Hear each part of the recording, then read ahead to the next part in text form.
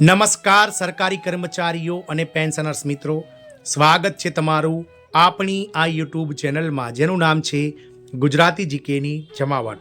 તો આપ સૌ કર્મચારી અને પેન્શનર્સ મિત્રો જાણો છો તે પ્રમાણે વર્ષ 2020માં જ્યારે સમગ્ર વિશ્વમાં કોરોનાની મહામારી ફેલાઈ ગઈ હતી ત્યારે ભારતમાં પણ આ મહામારીએ ખૂબ જ વિનાશ વેર્યો હતો.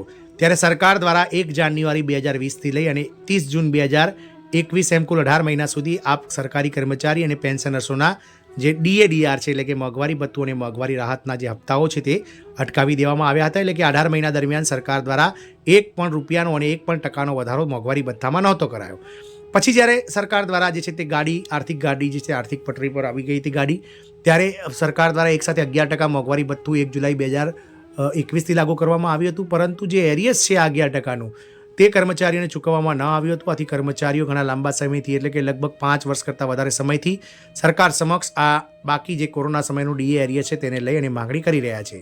તો આગામી વર્ષ 2026-27નું બજેટ જ્યારે 1 ફેબ્રુઆરી 2026ના રોજ લોકસભામાં માનનીય નાણામંત્રી શ્રીમતી નિર્મલા સીતારામન દ્વારા રજૂ કરવા જઈ રહ્યું છે, ત્યારે કર્મચારીઓ પણ આ બજેટ સામે મીટ માંડીને બેઠા છે. કારણ કે દેશભરના કરોડો કર્મચારીઓ માટે કોરોના સમયના બાકી ડીએડીઆરના એરિયસને લઈ અને 1 ફેબ્રુઆરી 2026ના જે રોજ બજેટ રજૂ થવાનું છે તેમાં આ બજેટમાં ક્યાંક ને ક્યાંક કર્મચારીઓ માટે નવો આશાનો સૂર્યોદય થવાનો છે અને આશાનું નવું કિરણ જન્મવાનું છે. કારણ કે સરકાર દ્વારા 18 મહિનાના બાકી એરિયસને લઈ અને બજેટમાં જે છે તે જાહેરાત થશે. તો જાણીશું આજના વિડીયોમાં વિગતવાર કે સરકારનો શું છે એક્શન પ્લાન 18 મહિનાના ડીએ એરિયસને કર્મચારીઓ સુધી પહોંચાડવા માટે.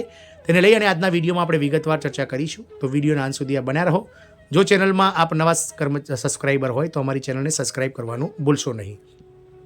તો કોરોના સમયનું બાકી ડી એરિયસને લઈ અને બજેટ 2026માં સરકાર તરફથી મોટી જાહેરાત થવાની સંભાવના છે. કર્મચારીઓ અને પેન્શન ધારકો માટે આશાનું નવું સૂર્યોદય આના લીધે દેખાયું છે.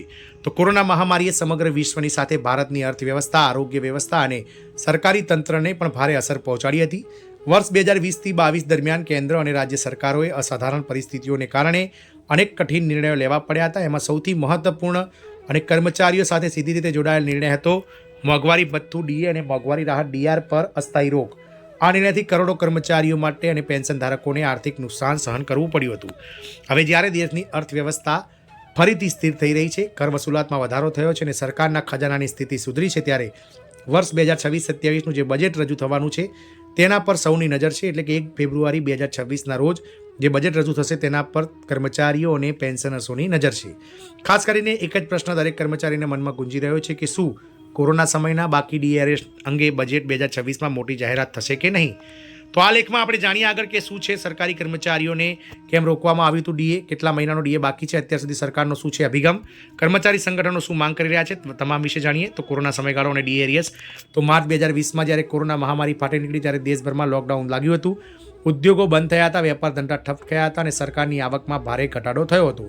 આવી પરિસ્થિતિમાં કેન્દ્ર સરકાર દ્વારા 1 જાન્યુઆરી 2020થી લઈ 30 જૂન 2021 સુધીના ડીએડીઆર વધારા પર રોક લગાવવાનો નિર્ણય કર્યો હતો. આ પાછળનું મુખ્ય કારણ હતું આરોગ્ય ક્ષેત્રમાં તાત્કાલિક ખર્ચ, ગરીબ અને નબળા વર્ગ માટે રાહત પેકેજ, રસીકરણ અભિયાન, આર્થિક સંકટમાંથી દેશને બહાર કાઢવા માટે સંશોધનો બચાવવાના પ્રયાસો.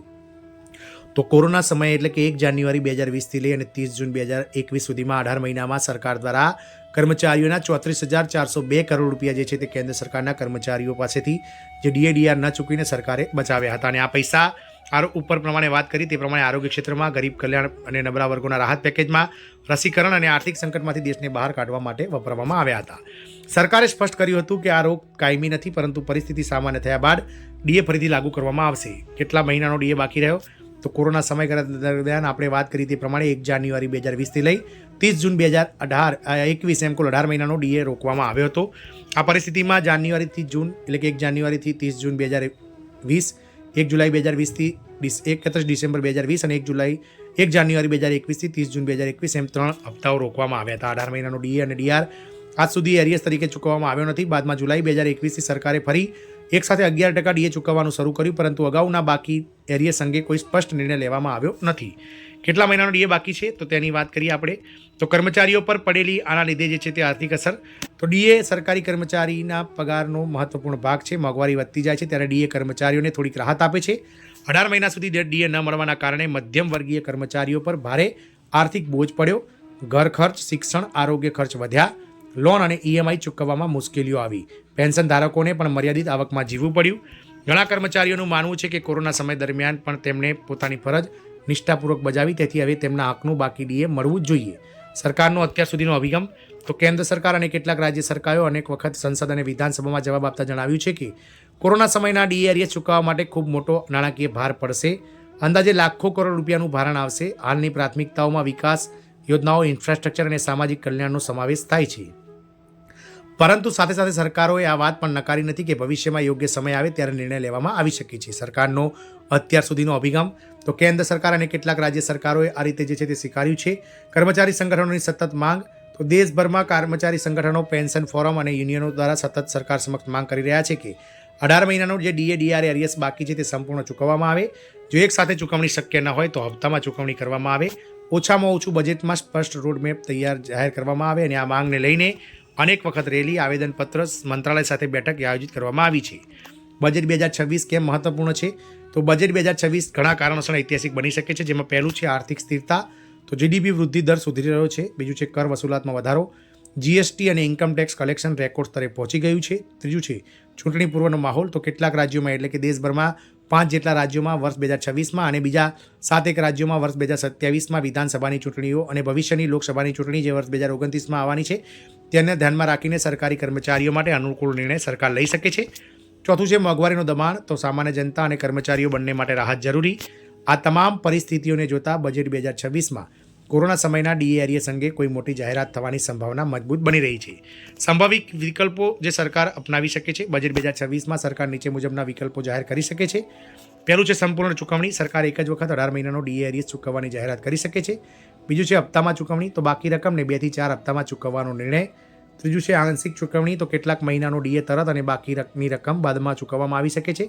ચોથું છે પેન્શન ધારકોને પ્રાથમિકતા. વૃદ્ધ પેન્શનરોને પહેલા એરિયસ ચૂકવવામાં આવી શકે છે. સંભવિત વિકલ્પો જે સરકાર અપનાવી શકે છે.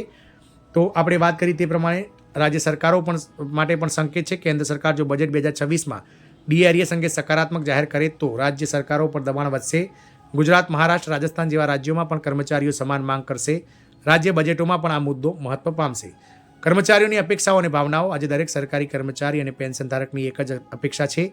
સરકારે અમારા ત્યાગને યાદ રાખવો જોઈએ. કોરોના સમયે આરોગ્ય કર્મચારી હોય, પોલીસ હોય, વહીવટી અધિકારીઓ હોય, શિક્ષકો હોય, બધાએ જોખમ વચ્ચે ફરજ બજાવી હતી. તેથી હવે જ્યારે દેશ આગળ વધી રહ્યો છે ત્યારે તેમની મહેનતનું યોગ્ય મૂલ્ય મળવું જોઈએ. આમ કોરોના સમયનું બાકી ડીએ એરિયસ માત્ર નાણાકીય મુદ્દો નથી, પરંતુ કર્મચારીઓના આત્મસન્માન અને વિશ્વાસ સાથે જોડાયેલ પ્રશ્ન છે.